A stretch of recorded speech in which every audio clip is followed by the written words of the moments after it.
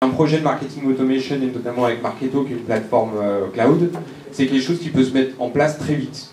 C'est des projets qui peuvent se mettre en place du début à la fin en 4 mois. Donc c'est quelque chose qui peut aller très vite. Donc typiquement, il faut derrière choisir un ou deux micro-projets sur lesquels on va aller rapidement, on déploie, on teste et on voit ce qui va se passer. Alors les besoins en amont, effectivement, il faut quand même qualifier au mieux ces besoins et pas arriver en se posant la question demain on déploie et je ne sais pas qui je vise, comment je vise, si les commerciaux sont dans la boucle ou pas dans la boucle.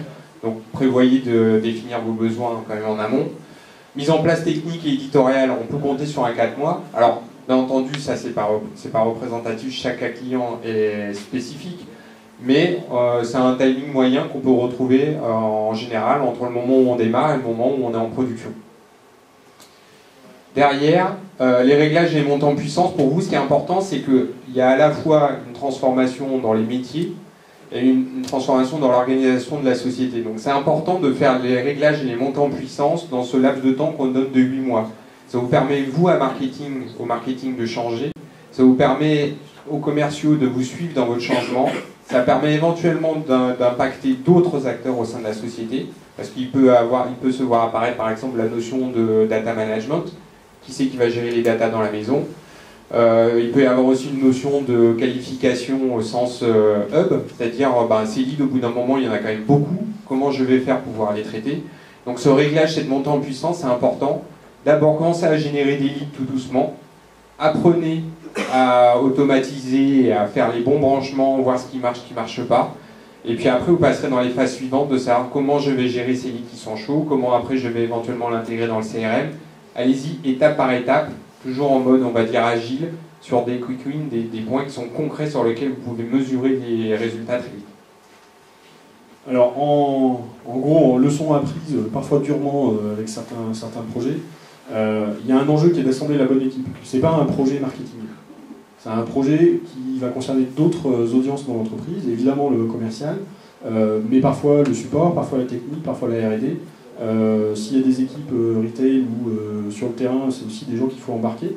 Ça veut pas dire que tous vont s'impliquer de la même manière dans le projet, mais qu'à minima, il y a une notion d'explication et d'évangélisation qui est à faire en interne. Et puis après, tout simplement, parce qu'on va être dans une logique de création de contenu, d'animation, de contact avec le client. Donc c'est important d'avoir à minima des représentants des différentes grandes familles de métiers dans l'entreprise pour pouvoir faire en sorte que ce qu'on va raconter et comment est-ce qu'on va le diffuser dans le temps soit bien aligné avec ce que attendent vos interlocuteurs et ce que vous allez pouvoir faire en interne. La deuxième chose, c'est évidemment de comprendre ces audiences. C'est que de rentrer là-dedans, ça implique, parce que si vous épousez ça et si vous dites oui, dans 3 à 4 ans, on ne pourra pas faire du commercial et du marketing comme on le fait aujourd'hui, donc il faut épouser ce changement-là, il faut réussir aussi à faire le shift en se disant, je ne parle pas qu'à un prospect, en fait, je vais diffuser du contenu, je vais évangéliser, donc il faut bien que je comprenne à qui je parle. Il faut se mettre dans les chaussures de ce qu'on appelle les personas. On vous donnera peut-être un petit peu de littérature dans le mail de follow-up là-dessus, pour dire, ok, moi je sais ce que j'aimerais leur dire, mais maintenant, qu'est-ce qu'eux, ils ont envie d'entendre? Et parfois, il y a quand même un gros décalage, ce qui fait des taux d'ouverture parfois pas très importants, ou des livres blancs qui sont téléchargés 50 fois, et puis on se dit, mince, c'est super intéressant, je parle de mon produit, je parle de mon offre, c'est quand même bizarre que personne ne soit intéressé par ça. Oui, parce que c'est pas ce qu'ils ont envie d'entendre. Et puis il y a de devenir un média, donc c'est aussi s'organiser en interne à produire ces contenus. Produire des plaquettes commerciales, produire du catalogue, a priori on sait faire, on est déjà organisé pour ça. Inverser la tendance en disant, ok, comment je vais créer les bons contenus sur les bons formats et comment je vais le faire dans la durée, comment je vais réussir à reproduire ce niveau de production dans la durée, ça nécessite aussi de s'organiser et de penser comme ça en interne. Oui, et on a parlé précédemment de la partie gestion des leads, c'est-à-dire qu'il faut vraiment revoir de bout en bout comment vous gérez vos leads. C'est-à-dire qui sont-ils, comment vous allez les capturer, sur quels canaux, comment vous allez les développer, comment vous allez les transformer derrière, jusqu'au point final qui est comment vous allez mesurer cette performance. Parce qu'en fait, ce cycle vous permet de faire de la mesure de bout en bout, et pour vous, c'est là où il y a un vrai intérêt entre marketing et commerciaux, ça va être de savoir qu'est-ce qui marche pas, et de montrer les résultats.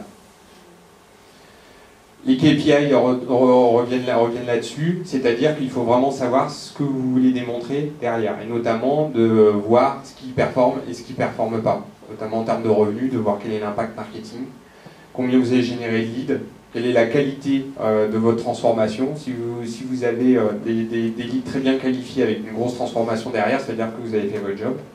C'est un point qui est super important. On a souvent des réflexions de responsables marketing, directeurs marketing qui me disent bon, bah, vous faites du digital, c'est quoi le ROI, c'est quoi le KPI? Je dis bah, c'est quoi les KPI de vos derniers salons?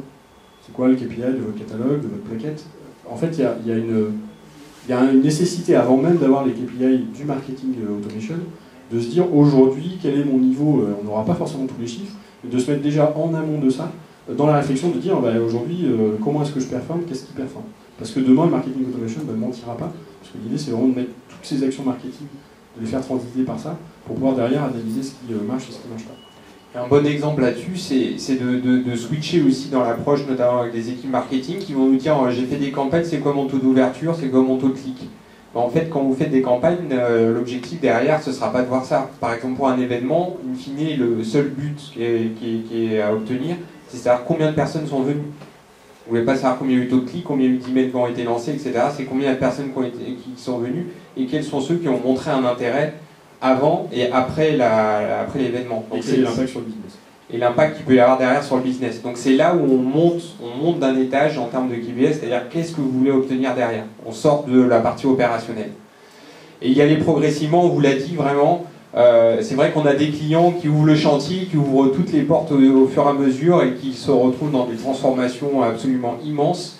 C'est une solution SaaS, c'est quelque chose qui est agile, on peut aller très vite, les gens du marketing sont généralement très réactifs. Pensez à isoler des cas sur lesquels vous allez pouvoir faire les choses de bout en bout, mesurer votre performance, montrer vos résultats pour après, derrière, partir sur un projet plus large peut-être, avec plus de gens, mais au moins vous aurez lancé les choses et vous aurez montré ce que vous savez faire.